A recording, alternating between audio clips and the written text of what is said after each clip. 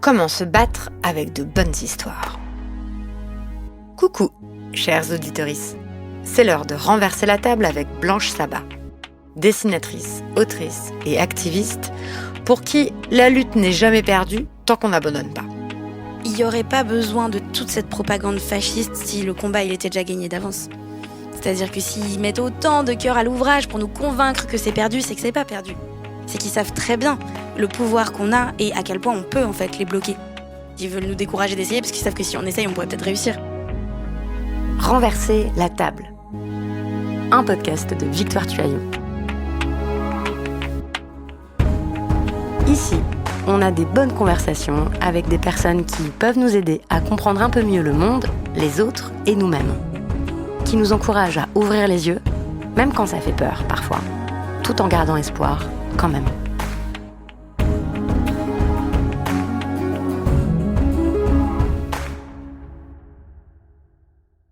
Comment mener la bataille culturelle ? Là où l'extrême droite passe, les budgets pour la culture trépassent. Le langage lui-même est en train d'être retourné contre nous. Ce sont les antifascistes qui sont traités de fascistes. Il faudrait faire un cordon sanitaire autour du parti de gauche LFI, alors qu'avant ce mot était réservé à l'extrême droite. Et les données scientifiques seraient une religion, une croyance quoi. Mon invitée, la dessinatrice, autrice et activiste Blanche Sabat, non seulement s'en indigne, mais montre comment on peut y riposter. Dans son livre « La bataille culturelle », elle mêle des planches de BD et des textes théoriques mais très accessibles, où elle explique pourquoi il faut d'abord changer ce que les gens considèrent comme possible, désirable, normal. Comment impose-t-on un récit dissident ? Pourquoi les faits et la vérité ne suffisent pas ? Comment se battre sans perdre notre éthique, notre humour, notre joie ? Blanche Sabat nous raconte comment son éthique politique est aussi fondée sur sa judéité. Et elle déplore que la gauche ait échoué à lutter contre l'antisémitisme au point de laisser l'extrême droite occuper ce terrain et se présenter comme la protectrice des juifs, un comble. Elle nous invite, dans l'un de ses chapitres, à être avec elle du côté des persécutés, une formule qu'elle emprunte à l'écrivain juif André Schwarz-Barth. Blanche Sabat applique la désobéissance civile. Elle a commencé son activisme avec les collages féministes, elle continue avec Action Justice Climat et elle livre régulièrement ses analyses politiques en quelques cases bien envoyées sur son compte Instagram La Nuit remue Paris. Peut-être que vous connaissez aussi ses albums de BD, L'Histoire de France au féminin, ou les 2 tomes de Mythes et Meufs, dans lesquels elle revisite les histoires des grandes héroïnes de fiction et des personnages historiques avec des lunettes féministes. Et elle ajoute à toutes ses œuvres une saga de fantaisie médiévale féministe qu'elle élabore depuis l'adolescence et qui s'appelle La Cité des Dames. Car oui, pour gagner la bataille des récits, on a besoin, nous explique-t-elle, de grandes fictions aussi puissantes que Titanic, Le Seigneur des Anneaux, Dune ou One Piece. On s'est retrouvés un soir de mars chez moi, en live avec les abonnés de la newsletter sur Substack. Inscrivez-vous, comme ça vous viendrez la prochaine fois, poser vos questions et discuter avec nous, vous aussi. J'ai commencé par lui demander de définir ce concept central pour elle, la bataille culturelle. Où se mène-t-elle ? À quoi ressemble-t-elle ? D'où vient-elle ? La bataille culturelle, alors c'est un terme que j'emprunte à Antonio Gramsci, important de citer de qui je m'inspire. Lui, il conceptualise l'hégémonie culturelle. Et donc lui, son idée, donc c'est un penseur, c'est un communiste italien qui a théorisé cette idée de la bataille culturelle quand il était emprisonné par les fascistes. Je trouve que c'est une histoire... Dans les années 30. Voilà, dans les années 30, hyper importante à rappeler pour savoir d'où viennent les concepts qu'on mobilise. Et pour lui, c'était imposer en fait une culture contre la culture hégémonique qui est celle de la bourgeoisie. Donc qui défend un certain nombre d'intérêts, qui va contre les intérêts des classes populaires. Et donc lui, il défendait une culture qui viendrait des marges ou qui viendrait des opprimés et qui s'imposerait pour qu'on change de paradigme en fait de ce qui est désirable en tant que société. Donc moi, je reprends ça et je le transforme un petit peu à ma sauce. La définition que moi j'en donne, c'est d'imposer ce que j'appelle un récit dissident par rapport à la culture hégémonique actuelle. Donc j'essaye d'appliquer les concepts de Gramsci à notre contexte politique moderne, contemporain et moderne, où c'est pas exactement les mêmes enjeux, puis c'est pas exactement les mêmes structures, et de se questionner un peu sur quel est le modèle de société qu'on nous vend comme étant le meilleur, le modèle hégémonique, et comment est-ce que nous, on peut défendre un modèle de société dissident, marginal et surtout différent. Et donc du coup, partir du principe que si on arrive à gagner la bataille des idées, c'est-à-dire à faire comprendre aux gens que la société qui serait souhaitable pour tout le monde n'est pas celle qui nous est vendue comme la meilleure dans à peu près tous les domaines de la société, on a déjà gagné une étape pour essayer de la transformer. Et donc, une fois qu'on a capté ça et qu'on a réussi à imposer ou en tout cas à proposer et à diffuser cette vision différente de la société un petit peu partout dans nos espaces, on peut se concentrer sur le mettre en place structurellement. Oui, et puis essayer de proposer ce nouveau récit, de le faire vivre. Ça crée aussi d'autres imaginaires, ça permet d'avoir des nouvelles idées sur quoi mettre en place.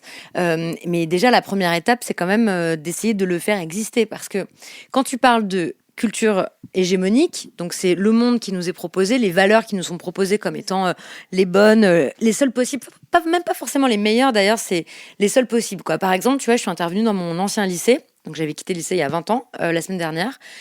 Et je disais, je pense que tout le monde travaille trop, quoi. En fait, il y a trop de... Les gens travaillent trop, c'est absurde. En fait, on produit trop, on travaille trop, voilà. Et tout de suite, ce qu'ils ont dit, c'est on peut pas travailler moins parce que c'est l'économie, quoi. On est obligé, en fait. On est obligé de travailler plus, on travaille pas assez, etc. Bon. Et donc, il y a vraiment cette idée que fermer les frontières, par exemple, dépenser des milliards pour essayer de contrôler les flux migratoires, ne pas faire de politique publique féministe, etc., c'est la seule possibilité, en fait. C'est ça, pas d'alternative. Voilà, c'est vraiment il n'y a pas d'alternative. Ouais. Mais ce qui est troublant, c'est que dans le monde miroir, comme dirait Naomi Klein, dans le monde de toutes les personnes qui sont engagées politiquement mais ne pensent pas comme nous, c'est-à-dire le monde promu par l'extrême droite, les fascistes en tout genre, des complotistes, etc., eux, ils considèrent que c'est nous, disons à gauche ou chez les woke, là, qui avons la culture hégémonique, qui sommes dominants. Donc c'est ce qu'ils appellent la culture de la bien-pensance, le politiquement correct. Et c'est la bataille, là, eux, qui sont en train de mener, de dire que l'audiovisuel public est complètement gangréné par les idées de gauche, comme le cinéma français, comme le théâtre, comme la culture, comme tout, quoi. Et c'est pour ça, d'ailleurs, que y a une énorme bataille culturelle, pour le coup, qui est menée par le pouvoir en place, à la fois le gouvernement, mais aussi dans les collectivités locales et tout, pour sabrer tous les budgets de la culture. Un des arguments qu'ils ont, c'est de dire, de toute façon, c'est idéologique, c'est complètement orienté, comme etc. Comme si eux, c'était pas idéologique. Comme si les politiques publiques qui étaient menées par nos gouvernants faisaient pas partie non plus d'une bataille idéologique. Ça, pour moi, c'est le paradoxe des mecs qui disent on peut plus rien dire sur toutes les chaînes de télé. C'est qu'il y a l'impression d'une persécution, alors même que c'est eux qui tiennent le micro, que c'est eux qui donnent les financements, et que, en fait, crier à la censure, c'est un paradoxe. Parce que si t'es censuré, tu peux pas crier. Ça veut dire qu'on t'a empêché le droit de t'exprimer. Et c'est vraiment le monde miroir. C'est ça, c'est-à-dire qu'on prend les mots et on les retourne. Et donc, les néo-nazis deviennent des antifascistes, n'importe quoi. Ouais. Voilà, nommer les antifascistes, les fascistes. Oui, ça, c'est vraiment le retournement du langage. Ah oui, Charles Diététicien dit le RN qui veut faire barrage. Ouais, voilà, le ça. RN qui appelle à faire barrage, qui appelle à faire un cordon sanitaire. Cordon sanitaire autour de LFI. Autour de LFI. Enfin, ouais. Bon, ça, encore une fois, je vous renvoie à Naomi Klein, au Double, ce livre, le Double, le monde miroir, où elle explique comment tous les concepts, toutes les idées, les mots et tout vont potentiellement être réappropriés par nos ennemis, en fait, et retournés contre nous. Et ça rejoint un peu un de mes chapitres du début où je dis que la vérité ne suffit pas. C'est-à-dire que... Alors, allons-y. Pardon, vas-y. Non, justement, que la vérité ne suffit pas. Exactement. Parce que pour moi, informer ne suffit pas. Voilà, c'est ça. Informer ne suffit pas parce qu'on est face à des gens qui mentent en permanence, en fait, qui disent n'importe quoi, qui font une utilisation complètement perverse du langage, qui font dire des choses à des mots qui veulent pas dire ça, et qui ont pas honte, en fait, d'avoir absolument aucune méthodologie ou rigueur scientifique pour asséner des choses à des heures de grande écoute parce que ça les sert politiquement. Et du coup, face à ça, qu'est-ce qu'on fait ? Et moi, je me posais la question, comment débattre avec des gens qui pensent que les médias mentent, que les universitaires sont payés par je sais pas qui, qu'il y a des argumentaires ultra complotistes et qui du coup ne va absolument pas recevoir positivement les données qu'on va lui soumettre. Et donc d'arriver avec une étude qui dit mais regarde, les immigrés ne volent pas le travail des vrais Français entre guillemets parce que ça ne veut rien dire. Ou je pense au spectacle de Manon Bril par exemple plus de 300 000 ans, où elle dit mais en fait, français de souche ou gaulois, ça n'a aucun sens au vu des ethnies ultra méga diverses qui composaient ce qu'on a appelé vite fait la Gaule avant même qu'on se fasse conquérir par les Romains. Donc dire mon ascendance remonte à telle forme de pureté, c'est un énorme non-sens en fait, historique, ethnologique et tout ça. Mais ça n'a pas de poids face à quelqu'un qui est vraiment convaincu par des arguments fallacieux et mensongers de l'extrême droite et qui pense que tout ce qui vient de la culture woke, et dans cette culture woke ils incluent aussi les universitaires, les facs, etc., même le GIEC c'est trop woke pour certains, ça va juste pas imprimer. Voilà, ça ne marche ça pas. pèse pas dans la balance des idées et du débat. Du coup, comment on fait nous pour opposer, parce qu'il faut s'opposer à ces idées quoi qu'il arrive, mais on peut pas s'y opposer avec juste les chiffres, la vérité, ça marche pas. Ça marche, c'est assez inefficace. Mais d'ailleurs, tu cites cet exemple aussi dans le livre. Alors on peut, quand tu repenses à cette séquence où Camille Etienne est en face du député RN Jean-Philippe Tanguy, et elle mentionne le consensus scientifique qui existe sur la dangerosité des PFAS, donc des polluants éternels. Et lui répond, la recherche, ah là là, j'ai vraiment l'impression d'entendre une religieuse avec sa Bible. Voilà, et ensuite il dit, la recherche, ça n'existe pas. Bon, là, il y a vraiment une entreprise comme chez Trump et tout, de démolition des faits scientifiques, la recherche de la justesse scientifique, etc. Et ils font comme si on était, nous, les nouveaux religieux, les nouvelles religieuses. Et effectivement, face à ça, on comprend très bien aussi sur quoi il s'appuie. Ça nous laisse un peu comme ça sidérés. Et donc, tu expliques que informer, avoir les faits, ça ne suffit pas. Il faut vraiment avoir recours aussi à l'émotion, aux affects. Exactement, à l'émotion et à la mise en récit. En fait, il faut que les gens ils puissent s'identifier à ce qu'on leur raconte. Et c'est vrai que si on a des argumentaires, peut-être avec une sensation de supériorité morale ou l'idée de détenir la vérité, ou au contraire d'asséner des chiffres ou des disciplines qui sont peut-être pas accessibles à tout le monde, en fait, ça peut braquer très facilement et les gens vont pas du tout s'identifier à ce qu'on raconte. Alors que, et je pense par exemple au travail de Fleur Breteau avec Cancer Colère, alors que si on humanise et on met en narration, ça veut pas dire qu'on ment. C'est ça, quand je dis vérité ou les faits ne suffisent pas, ça veut pas dire qu'il faut se mettre à fabuler. Il faut une culture du récit. Voilà, il faut comprendre des histoires, il faut raconter de bonnes histoires. C'est ça. Et du coup, quand Fleur, elle dit, en fait, le cancer, c'est politique, et là, vous êtes en train de nous faire croire dans une assemblée qu'il vaut mieux être compétitif au niveau économique au prix de notre santé, mais au prix de notre vie, et ça, c'est un énorme non-sens. Je pense que les gens, ils peuvent s'identifier hyper facilement à ce récit-là et se dire, non, en fait, je n'ai pas envie que mes enfants soient empoisonnés, et c'est pareil pour les PFAS. Le travail que fait Avant l'orage, du coup, Camille Etienne, Solal Moisan et leur collectif, avec le documentaire sur la dangerosité des poils, et de dire, en fait, j'ai pas envie que, quand je fais cuire un œuf dans ma poêle Tefal, en fait, je suis en train de m'intoxiquer. Et donc ça, c'est juste des éléments de base, de dire, en fait, est-ce que vous voulez faire passer les intérêts financiers avant nos intérêts de santé publique? Et c'est quelque chose qu'on peut se réapproprier et qu'on peut mettre en narration plus facilement, je trouve, qu'avec des analyses hyper pointues. Mais je dis quand même que les analyses hyper pointues restent absolument essentielles. Il s'agit pas de sortir nos idées du chapeau. C'est qu'on se base sur de la recherche qui est hyper solide, mais ensuite, on a besoin, j'aime bien le concept un peu de traduction en fait. On a besoin de traduire ça en un langage qui est compréhensible, qui est accessible et qui est désirable aussi. Il n'y a pas lieu de terroriser les gens, ça c'est la spécialité de l'extrême droite, de s'appuyer sur des affects ultra délétères, de nous faire peur, de nous monter les uns contre les autres, de jouer sur notre surveillance, sur notre méfiance généralisée. Je pense qu'en s'appuyant justement sur des émotions et sur des récits qui sont vecteurs d'émotions positives, on peut regagner beaucoup de monde. Je pense qu'il y a une vraie... il y a une peur, mais il y a une amertume aussi chez les votants d'extrême droite. C'est ce que vous dites aussi dans le chat, hein, vous plus soyez sur le rapport à la vérité à l'extrême droite. Vous dites par exemple Bruno Retailleau chez Envoyé spécial, c'est ça, mis en face de faits et dit ce n'est pas la réalité. Voilà. Ou Trump qui va dans la Nove Histoire, nous dit Géjulot, sur le site de la Maison Blanche, il mixe des images de la guerre en Iran avec des extraits de films de guerre. J'avais pas vu. Refaire même l'histoire. Refaire l'histoire en direct. Ça, c'est sûr. Et Charles donc dit, oui, il faut faire un récit qui soit accessible, des récits qui soient accessibles, qui soient identifiables, qui soient émotionnels.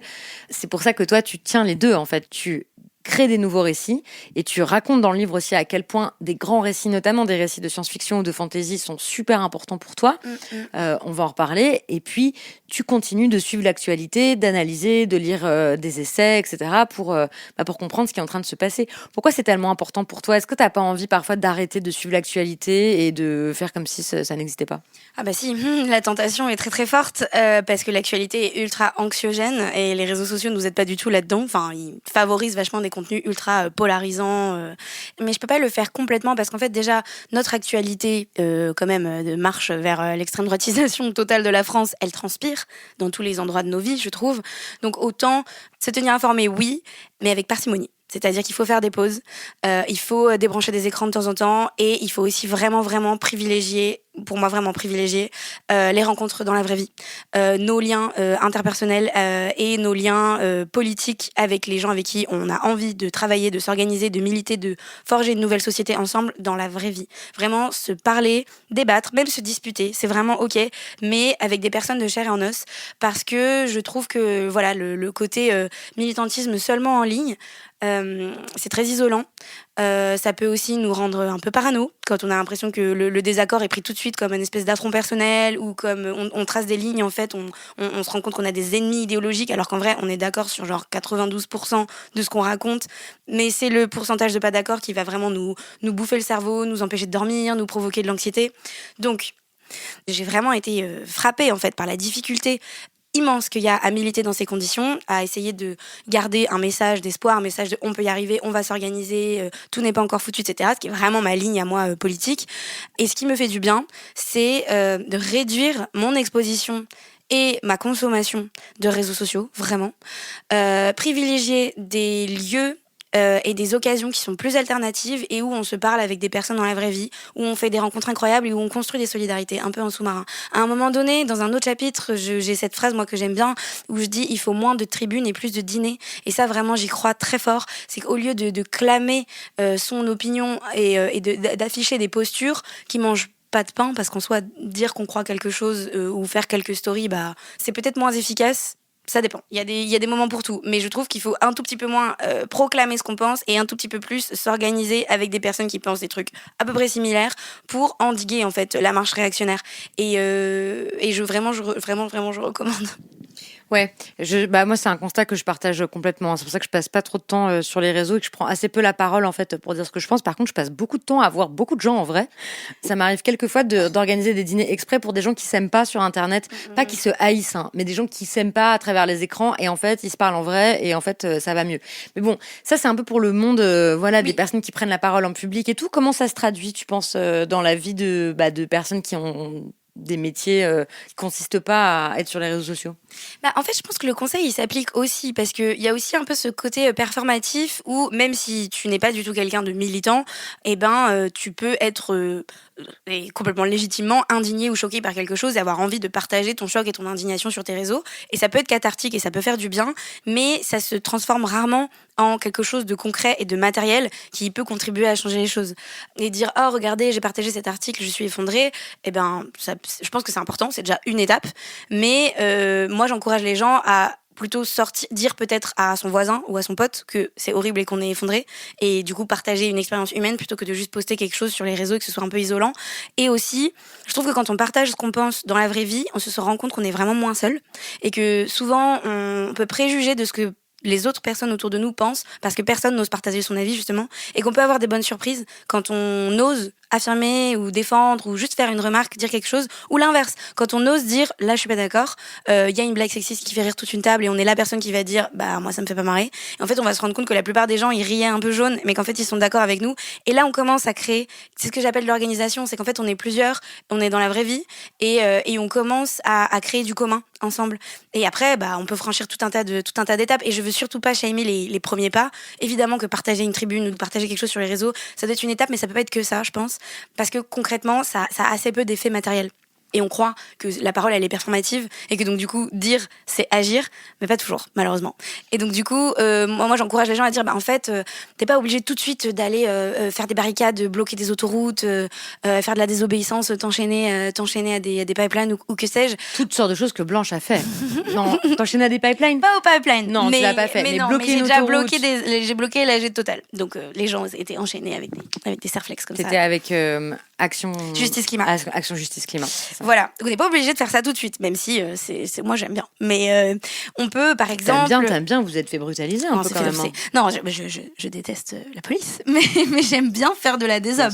Dans le sens où je trouve la désob, le petit nom de la désobéissance civile. Désobéissance civile, pardon. Parce que je trouve qu'il y a un côté hyper puissant de re-entrer dans notre corps et de se rendre compte qu'on a un corps, on a une physicalité, on a une matérialité, et du coup d'entraver le système par notre corps, ça a quelque chose de très fort où on se dit mais en fait tant que j'ai un corps je peux faire quelque chose, en fait je peux m'opposer physiquement et pas juste dire en fait c'est sortir de l'impuissance, je trouve, c'est de pas juste dire je m'oppose idéologiquement mais je ne peux rien faire. Là, c'est je m'oppose idéologiquement, donc je m'oppose aussi physiquement. Et le fait d'avoir pu bloquer une assemblée qui était censée se tenir, une AG, que sais-je, ou la venue, par exemple, on parle du 8 mars, la venue d'un collectif fasciste ou impérialiste dans une marche et de physiquement rendre cet accès impossible, ça peut mener à une reprise un peu de conscience de notre puissance collective, de ce qu'on peut faire, et qu'en fait, on a le nombre et l'organisation vraiment de notre côté. Donc faisons-le. Et ça peut vraiment... En fait, c'est des victoires d'étape qui permettent ensuite s'organiser à plus grande échelle. Et pour revenir sur les gens qui ne sont pas militants de base, je pense que simplement prendre quelque chose de son quotidien et essayer d'y insérer un peu de politique, ça peut être hyper fécond. Ça peut être, moi je cite souvent l'exemple de monter un book club féministe. C'est vraiment pas quelque chose qui nécessite d'avoir une asso loi 1901 ou de s'organiser particulièrement. C'est juste de dire, en fait, je prends quelques personnes autour de moi que je connais plus ou moins bien, ou je sais qu'on aime bien lire, et puis on se donne des livres à lire, et puis ensuite on se réunit une fois, 2 fois par mois ou une fois par semaine, et puis on en discute et on se propose des choses et on inclut des gens et ça grandit. Et en fait, ça, c'est déjà résister, c'est déjà hyper militant et c'est déjà mener une bataille culturelle. Exactement. Ouais. Mais en fait, c'est vrai que quand j'étais dans mon ancien lycée là, ils disaient comment faire, que faire et tout. Je leur redisais, en fait, vous avez de la chance d'être physiquement au même endroit. Et donc, si vous n'êtes pas d'accord avec ce qui se passe dans tel truc au lycée, il faut jamais rester tout seul. En fait, il faut chercher votre meute, quoi. Il faut chercher les gens qui sont indignés comme vous, plutôt qui ressentent les mêmes émotions, voilà, et leur demander d'être avec vous. Donc, j'arrêtais pas de leur dire, faites des collectifs, quoi, pour tout. Aussi, si quelqu'un, moi, je dis même ça pour les problèmes individuels. Si quelqu'un a un gros chagrin, si quelqu'un traverse un deuil, si quelqu'un traverse une difficulté, faites un groupe, en fait, autour de cette personne.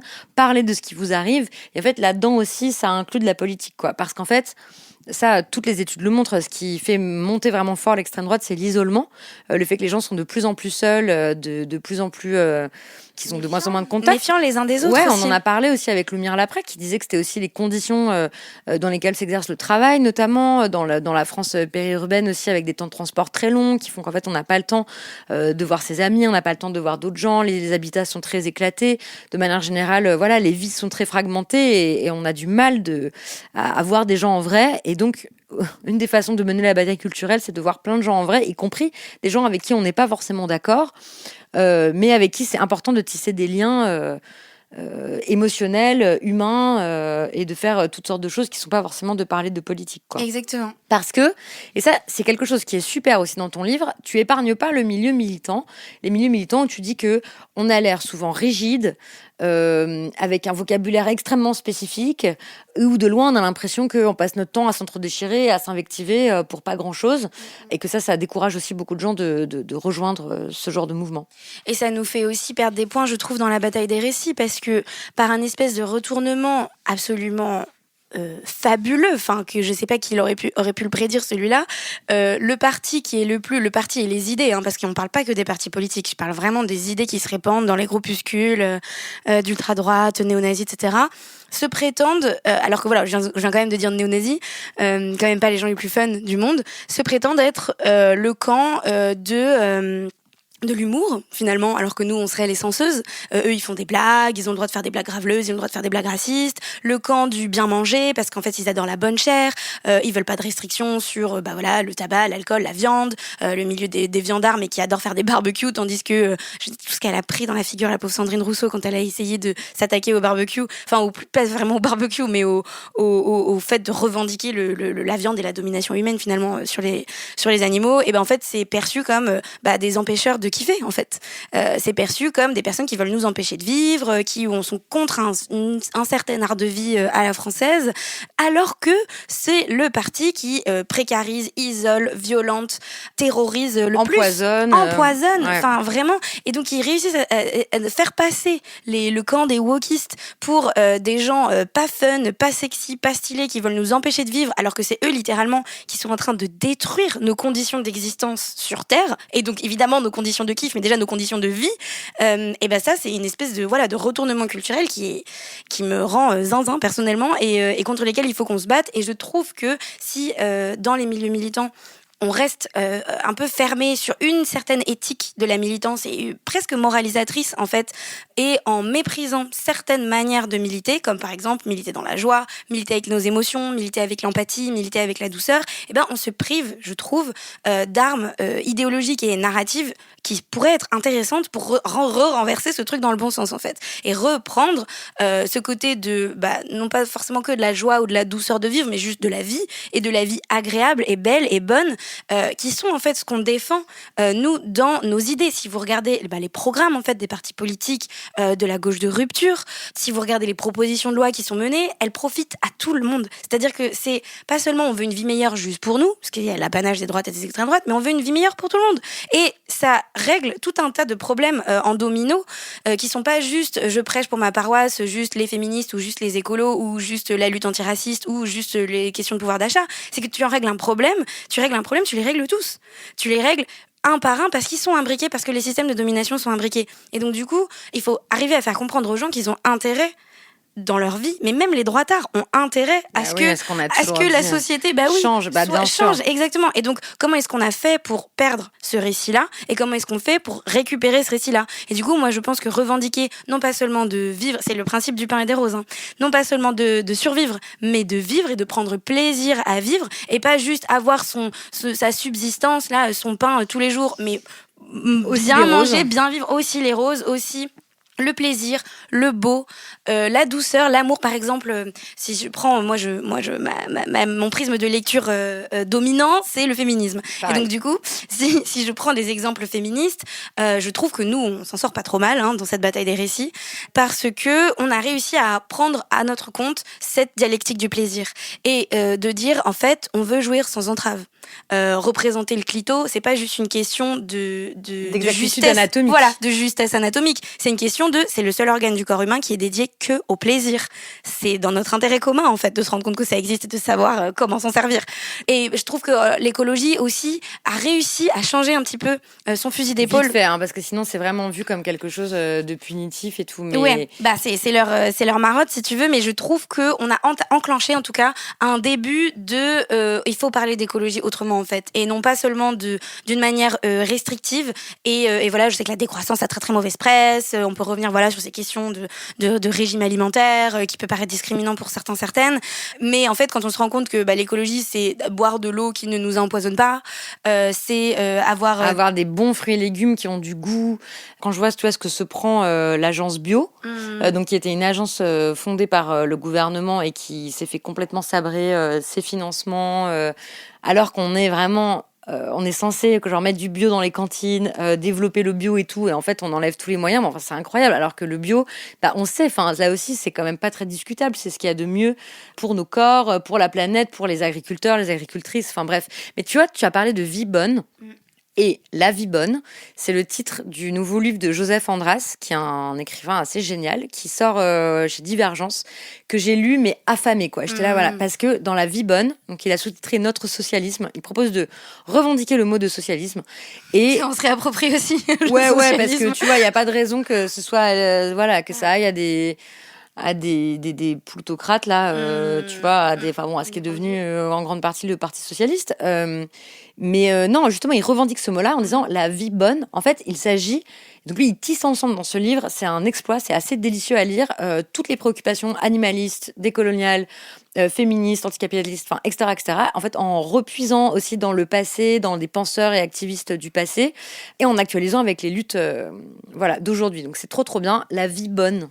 Voilà, Ça donne trop envie voilà, de lire. la bonne vie, quoi. Bah, tu vois, je prends un long passage pour parler des Invertis et de Planète Boom Boom, par exemple, dans ce passage-là, dans un des différents passages sur la joie militante et comment est-ce qu'on peut changer de récit en rendant agréable le fait de manifester, où on est passé d'un récit médiatique où c'était la manif est ultra dangereuse et on peut se faire arracher des mains et éborgner et tabasser. Et d'ailleurs, c'est pas juste ça, parce que ça fait longtemps que ça existe.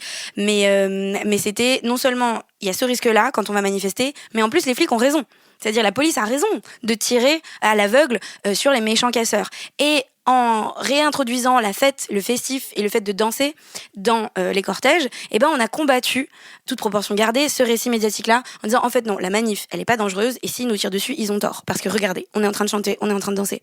Et ça, c'était l'alliance de lutte sociale et climat, ou retraite climat, même combat, où on a réussi à allier des enjeux écologiques à des enjeux de justice sociale et à rendre le tout fun, sexy, stylé, rythmé. Et donc du coup, ça a rendu nos cortèges plus attractifs et ça a mobilisé énormément de gens autour de messages qui n'étaient pas hyper faciles à lier d'emblée.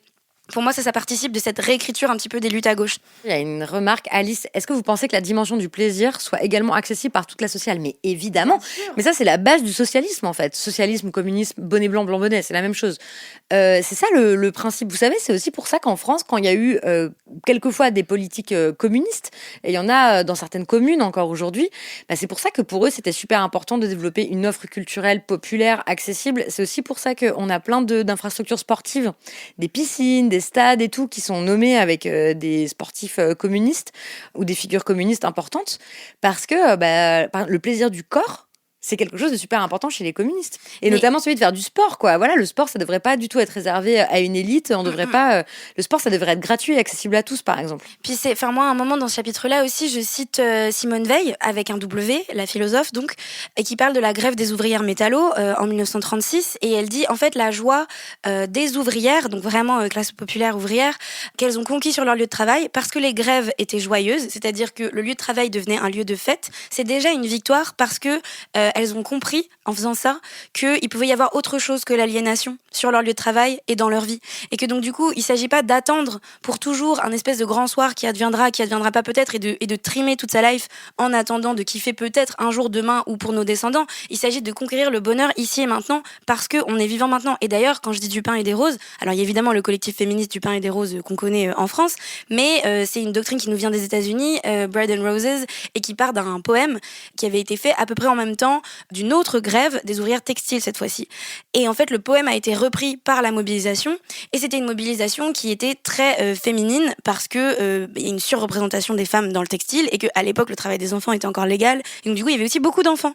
Et c'est notamment parce que c'était ces populations assez marginalisées qui mettaient un accent aussi vachement sur le care. Enfin, moi, je trouve que le fait que ce soit des femmes et des enfants qui aient revendiqué ça, c'est absolument pas un hasard, qui mettaient un accent sur non pas seulement subsister, mais nos conditions matérielles d'existence. Et donc revendiquer le plaisir, c'est tout sauf un truc de bourgeois. Ça aussi, c'est un enfumage narratif.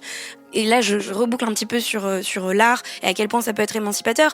Mais quand on sait que certaines formes d'art, mais je pense notamment à de la musique ou à de la danse, c'est né dans les cadres les plus oppressifs qu'on puisse imaginer. Donc ça peut être de l'esclavage, les plantations, etc., qui nous ont donné des genres musicaux qui sont en eux-mêmes des graines en fait de résistance. Et donc il n'y a pas lieu de dire que le plaisir est réservé à une élite ou que même la revendication même du plaisir, ce serait indécent par rapport aux gens qui souffrent. Accessoire ou ce serait superficiel et tout, quoi. Le plaisir, c'est... Alors, Alice dit, le plaisir est forcément lié au temps et malheureusement, on n'a pas tous accès à la même qualité de vie. Ah non, mais ça, c'est clair. Mais c'est pour ça qu'on se bat pour la réduction du temps de travail, pour des espaces respirables pour tous et toutes. Mais bon, tu vois, en même temps, encore une fois, dans toutes les cultures, même les catégories les plus pauvres et tout, il y a une culture de la fête, il y a une culture, enfin, c'est ce que Blanche a dit, il y a une culture artistique, il y a énormément de force de créativité et tout. Donc, Et puis, on a vachement décorrélé le plaisir du quotidien, c'est-à-dire tu souffres toute la journée, puis ensuite, si tu as du temps et de l'argent, peut-être tu vas un petit peu kiffer. Et du coup, pour moi, c'est là où il y a un mini désaccord, alors qu'en fait, il n'y en a pas. On est censé prendre du plaisir, enfin, passer sa vie à la gagner, quoi. C'est vraiment ça le slogan de base. En fait, on n'est pas censé trimer. Et puis ensuite, le plaisir est réservé à une petite élite qui a le temps et l'argent de pouvoir se détendre et ça fait une espèce de sas de décompression, de soupape pour ensuite retourner au boulot et être aliéné. Non, au contraire, il faut revendiquer le plaisir dans notre vie pour que notre vie soit moins douloureuse.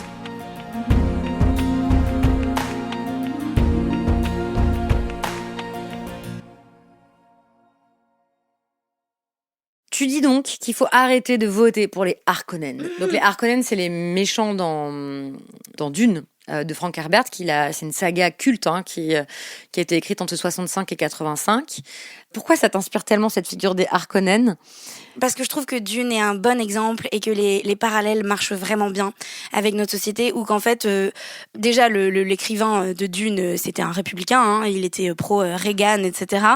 Et il y a beaucoup de mecs, déjà la science-fiction c'est un genre très masculin, enfin plébiscité par un public très masculin, et Dune c'est la Bible, c'est la Bible de la science-fiction pour beaucoup de mecs.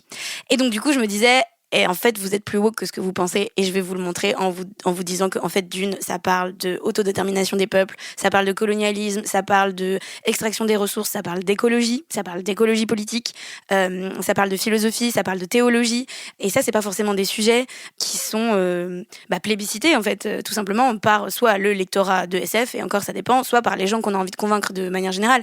Et je m'adresse pas que justement aux lecteurs de SF, parce que la SF est aussi un genre qui va énormément interroger nos politiques, nos structures politiques, et qui peut être porteur de messages hyper radicaux, mais aussi tous les gens plus qui ont été introduits à Dune de manière plus mainstream par l'énorme cinéma blockbuster, voilà, Timothée Chalamet, Denis Villeneuve, et qui n'ont pas forcément toute la culture SF derrière, et qui vont consommer ça sans forcément le mettre en parallèle avec notre situation politique actuelle, alors qu'il y a plein de parallèles à tisser. Donc j'ai filé cette métaphore en fait des Harkonnen, et aussi parce que les Harkonnen, ils sont tellement au paroxysme de la domination.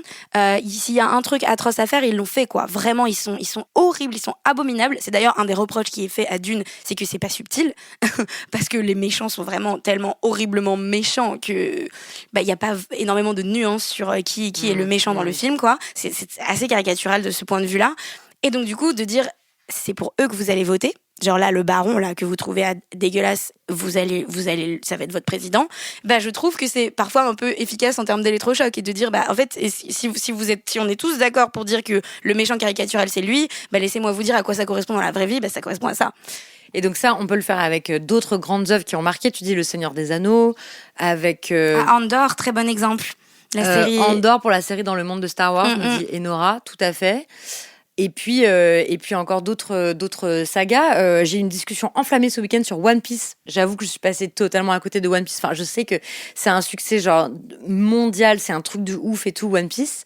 Le drapeau de One Piece, qui sont en fait des pirates, si j'ai bien compris, qui combattent aussi le mal et leurs Harkonnen locaux, là.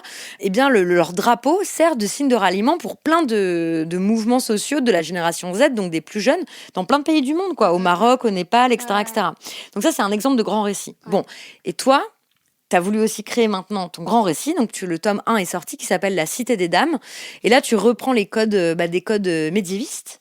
C'est une saga, en fait, de fantaisie médiévale que j'ai lu avec délice, parce que, en fait, j'adorais ça, la fantaisie, quand j'étais adolescente. Moi, il y a une saga qui m'a vachement marquée, qui s'appelle La Citadelle des Ombres, de Robin Hobb. T'avais lu ça ? Non, j'ai pas lu Robin Hobb, mais je connais. Pour moi, c'est 15 fois meilleur que Game of Thrones, quoi. C'est vraiment... Et dedans, il y a aussi des personnages féminins hyper forts. Il y a une réflexion très, très fine sur le pouvoir, comment diriger les royaumes et tout. C'est trop, trop bien.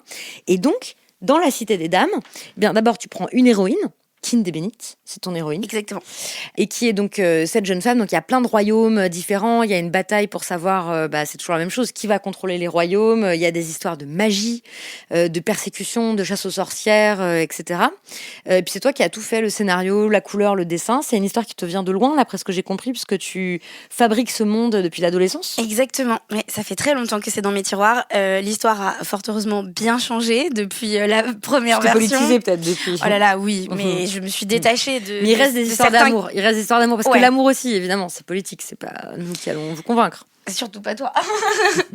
mais oui, je l'ai réécrite et repaufinée plein de fois. J'ai vécu plein de choses et grandi en attendant. Et je me suis aussi, mes lectures et ce qui m'a inspiré ma fiction, c'est énormément diversifié par rapport à ce que je consommais quand j'avais 13-14 ans. Mais c'est un projet qui est vraiment très cher à mon cœur puisque du coup, ça fait longtemps que je le traîne et je trouve ça incroyable que ça puisse vraiment exister. Ah, juste une remarque sur le titre. Oui, donc La Cité des Dames, le titre vient aussi d'un livre de Christine de Pisan, qui est la première autrice française. Hervé dit, mais si on parle de Christine de Pisan, pourquoi Bertrand Guillot n'est pas là? Oui, donc, parce que Bertrand Guillot a écrit un livre qui s'appelle Querelle à la française, où il retrace, une partie de la vie de Christine de Pisan, cette première autrice du XVe siècle. Et donc, La Cité des Dames, parce qu'il y a plein de personnages féminins, et donc tu peux y appliquer les outils de cette bataille culturelle. À cette œuvre, tu peux appliquer des outils esthétiques féministes. Exactement. Et l'idée, c'est un peu d'incarner ce que je préconise tout au long de la bataille culturelle, c'est-à-dire de faire des fictions progressistes, parce que c'est aussi pour ça que je m'amuse à prendre des exemples de Titanic, du Seigneur des Anneaux, de Dune. C'est que je pense que si la propagande fasciste fait des ravages, la fiction progressiste peut vraiment des merveilles. Et que donc, du coup, l'idée, c'est de faire réfléchir politiquement, mais dans un contexte qui est plus fun que de juste absorber des données. Et donc du coup, avec une narration dynamique, avec de la magie des dragons, des histoires d'amour, avec une identification, j'espère. Et j'aimerais bien justement que ça devienne une espèce d'étagère où on peut piocher de la théorie féministe, mais disséminée à travers un récit où on le lit comme un roman, en fait. C'est-à-dire qu'on est plongé dans l'histoire et on a l'impression de regarder sa série préférée, mais en filigrane, par les discussions qui ont cours avec mes personnages, par les choix qui sont pris, par les dilemmes, en fait, qui sont offerts, et ben on se demande, mais moi, est-ce que je suis plus team cette personne ou team cette personne? Comment est-ce que j'aurais réagi dans ces circonstances? Et aussi, il y a beaucoup de citations, en fait, de vraies penseuses et penseurs du passé, parce qu'un truc que je martèle aussi beaucoup, c'est qu'on n'a vraiment pas attendu la modernité pour être radical, et qu'il y a notamment Christine de Pisan, qui a écrit La Cité des Dames en 1405, et alors là, c'est vraiment d'une radicalité, on n'imagine pas du tout. En fait, moi, je pensais même pas que c'était possible de formuler ce genre de pensée au Moyen-Âge, parce que j'étais complètement prisonnière de l'espèce de rétrospective historique de c'était une femme de son temps, donc forcément, elle avait X et Y biais, mais en réalité, même dans un temps comme celui-là, où évidemment, l'information et la politisation n'étaient pas ce que c'est aujourd'hui, on pouvait construire un propos féministe hyper ambitieux. Et donc, du coup, j'ai envie de distiller comme ça, de saupoudrer mon récit, qui est épique, de penseuses féministes du Moyen-Âge ou de la Renaissance, à peu près, pour que ce soit crédible déjà, que mes personnages eux-mêmes, dans ce carcan-là, puissent formuler des idées comme ça, puis aussi pour donner envie, en fait, de lire à d'autres personnes. Par exemple, il y a l'amoureux. Bon, oui, on peut dire l'amoureux de Keane, il récite. Ah non, j'ai spoilé. Oh, bon, vous verrez. Il récite la Boétie. Il récite le discours sur la servitude volontaire de la Boétie. Voilà, c'est très beau. Tu dis aussi. Ah oui, non, il y a tout un passage aussi dans ton livre sur la passion, sur Titanic. Bah oui, moi aussi, en fait, le film Titanic de James Cameron, j'y pense tout le temps, en fait, comme métaphore de notre trajectoire politique, le fait que on voit l'iceberg, on sait qu'on se dirige vers l'iceberg, mais le bateau est trop gros, on n'arrive pas à le faire dévier, les capitaines ne nous écoutent pas, sont en train de dire non, ça va aller et tout.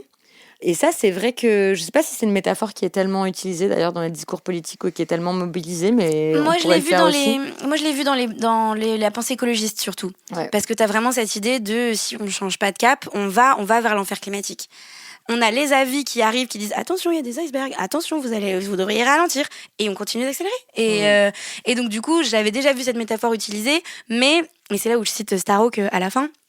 Souvent, on zappe un peu l'histoire d'amour, qui pour moi est le cœur de ce film, et on l'utilise. Rose et Jack. Exactement. Oui. Et on l'utilise juste comme une métaphore de le bateau, l'iceberg, on va couler, notre société va couler, et le message social quand même de Titanic qui est de dire il y a que les riches qui sont dans les canaux de sauvetage.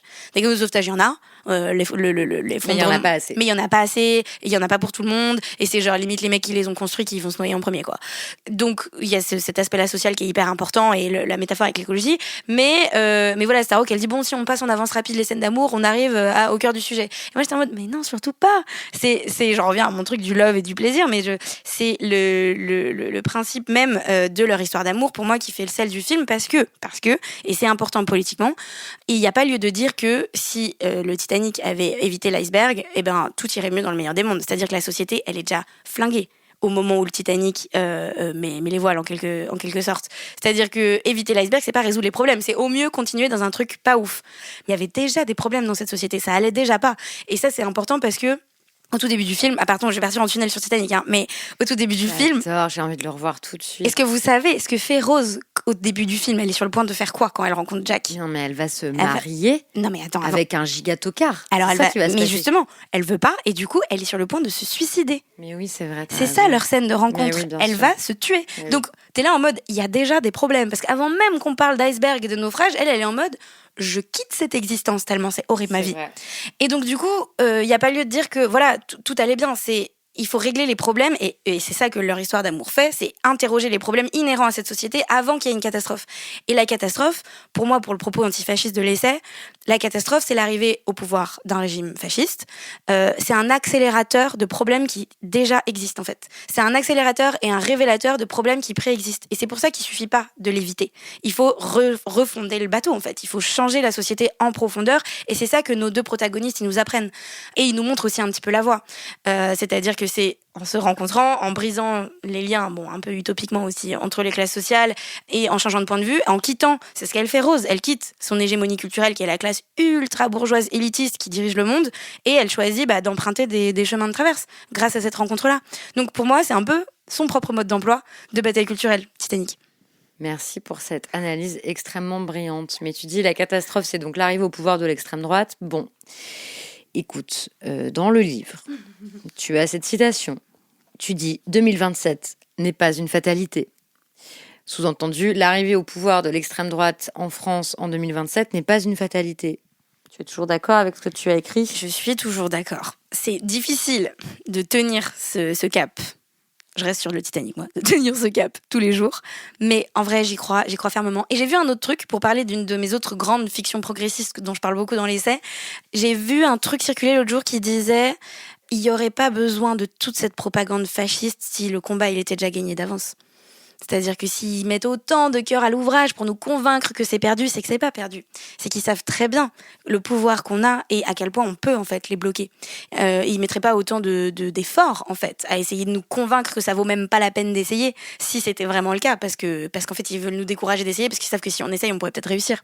Et il y avait quelqu'un qui avait commenté en mode oui c'est exactement il y a tout un fil narratif qui est tiré là-dessus dans Tolkien, en fait, dans Le Seigneur des Anneaux, où en fait convaincre les personnes de leur impuissance, c'est déjà gagné, parce que c'est les désarmer avant même qu'on ait combattu.